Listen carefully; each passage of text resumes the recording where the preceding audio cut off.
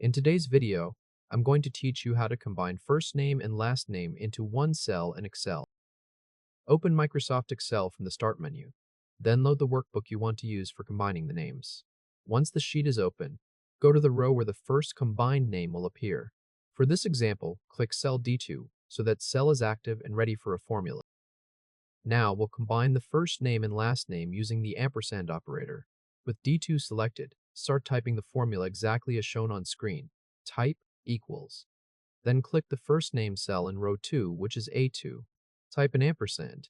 Next, type a space inside quotation marks because that creates the visible space between the two names. After that, type another ampersand and then click the last name cell in row 2, which is C2. If you need a moment to enter it exactly, feel free to pause and copy what's on screen. Press Enter.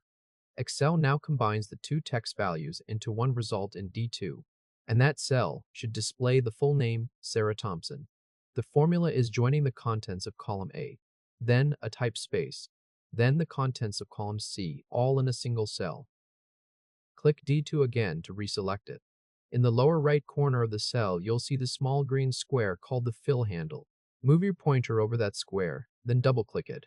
Excel copies the same formula down through D7, automatically adjusting the row references as it goes. Column D now shows all 6 full names combined from the first name and last name columns. This method works by linking the text from the first name cell, adding one literal space in the middle, and then linking the last name cell. That completes the main process. If this helped, hit like and subscribe for more quick tutorials.